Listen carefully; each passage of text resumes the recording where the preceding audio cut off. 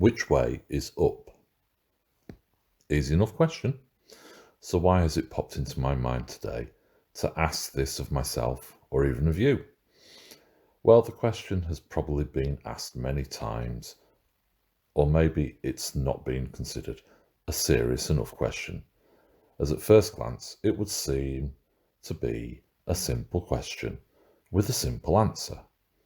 And it is when we consider it with simple thinking. But thinking critically, the question becomes a little harder and the answer even more so. So you may initially be thinking, what the heck am I on about? This is simple.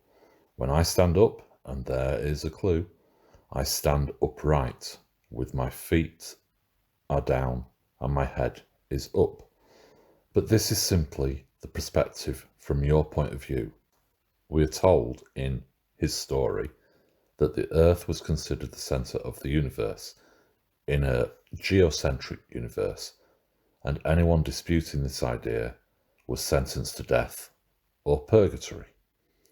The problem with this view is that it doesn't work unless you come up with convoluted solutions to the many facts that contradict this viewpoint.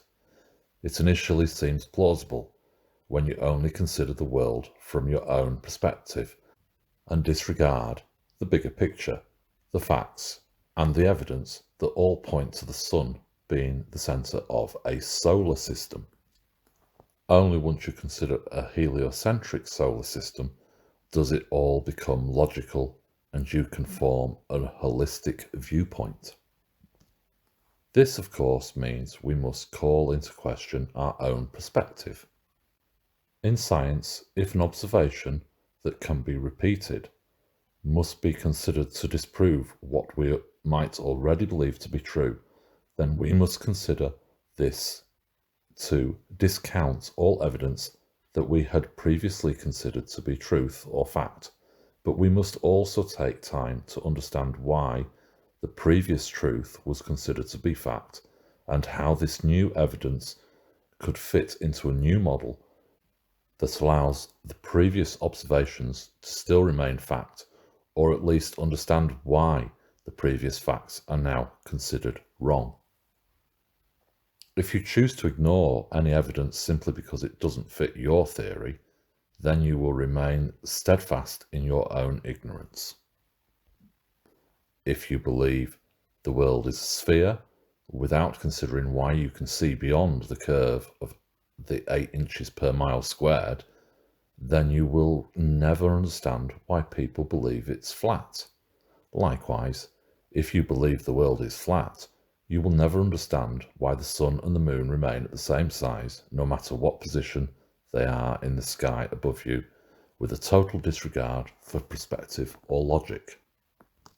You can accept either viewpoint, but until you consider all the facts, you will never know which model is correct. For a long time, I have been telling my friends that I intend to open the global headquarters of the Halton Flat Earth Society.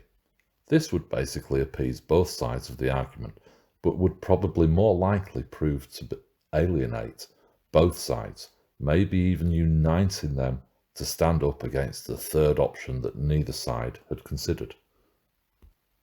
But this and other arguments with polar opposite opinions, in my mind at least, is being encouraged to divide and conquer, like the sleight of hand of a magician distracting you in one direction whilst they are busy in another direction, or a politician telling you that there is a war going on whilst the country that is allegedly causing the war is busy on the ground performing humanitarian aid, or your government spending your money unnecessarily that they have taken from you in illegal taxes that then seem to find their way back into their friends and their own bank accounts with zero accountability or remorse. Here in Britain, we had Brexit argument that went as far as a public referendum only to find a near-perfect split in opinion, the result being 48% in favour of remaining within the European Union and 52% in favour of being independent. In the Netherlands, they continued until a third referendum finally gave the controllers the win they wanted. That means the public voted to leave twice before finally relenting or fatigued into not caring, as their opinion was either shown to be incorrect or worthless twice before. The continual bombardment and encouragement of these diverse arguments serves us no purpose, but plays into the hands of those that feel they have the right to say who lives and dies by encouraging simple thinking. It's black and white. Pin your colours to either of the opposing poles. You pay your taxes and they make your decisions for you because they believe you are not capable of making an informed decision that would benefit their bank account rather than yours. Like a glorified sport, you stand your ground with your team, fighting over the irrelevant issue of the day, fed whatever lies it's felt is needed to sway your opinion from right to wrong, to accept what we once knew to be fact as a deception that is all-encompassing in our very existence, whilst not actually being relevant to your daily lives. Your government issues worthless promissory notes in your name, which in turn devalues the wealth you thought you had built up, offering cheap loans at favourable interest rates. Then they point to something else, which distracts you from the fact that all this increase in money supply has locked in future inflation of prices because of the devaluation that increase in the money supply does. Now your government points at a previous distraction, citing it as the cause of inflation, which is simply out of their control, and their only possible solution is to increase interest rates, which had also been devalued in real terms. With all this money printing, your hard-earned currency has now been devalued, and any cheap loans become more expensive to repay.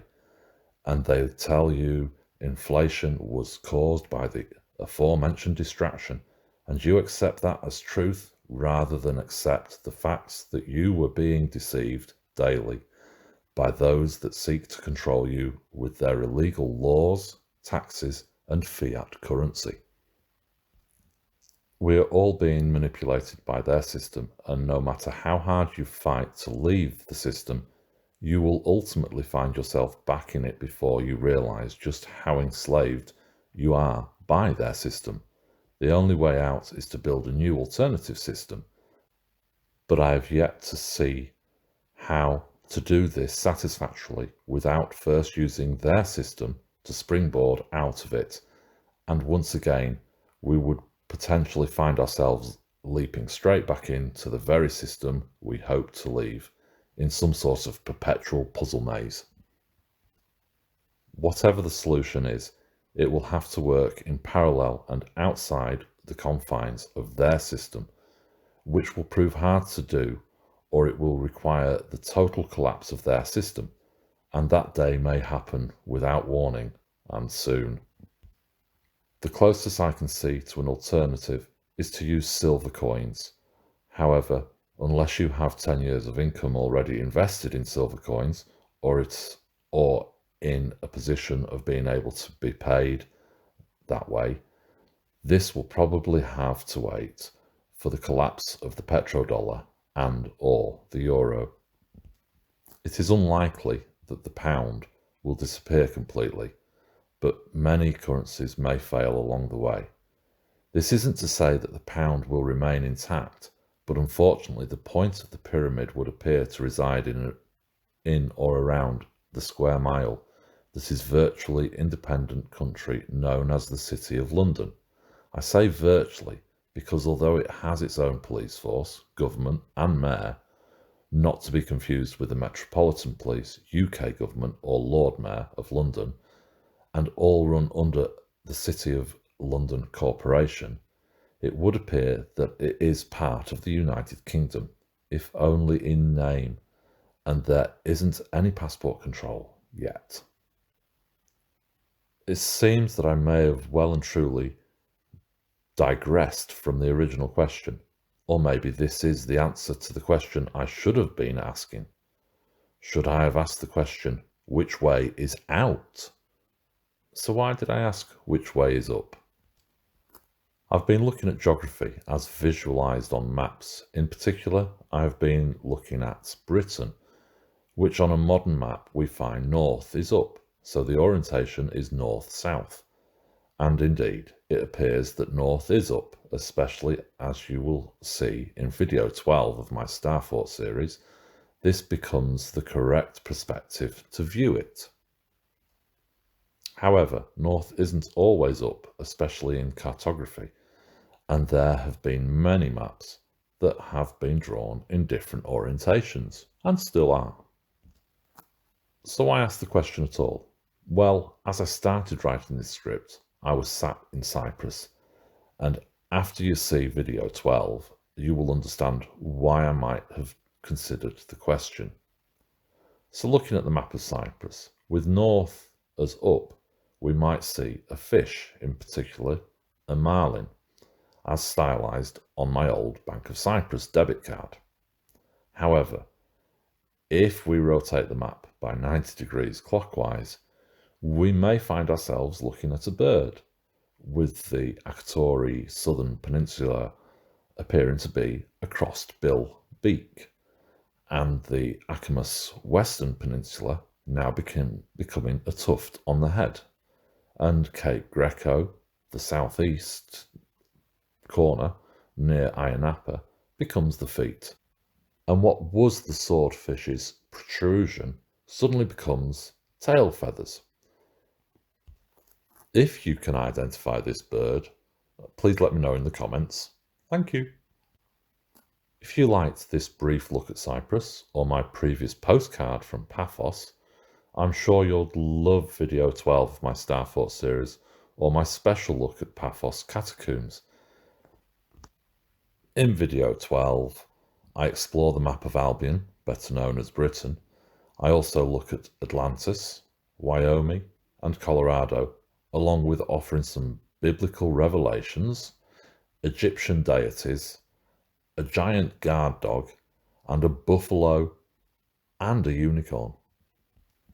And since returning from Cyprus, we've taken delivery of the Star Cruiser, so also expect many more postcards from Britannia or Albion as we set off to join starforts and landscape zodiacs around our green and pleasant pastures.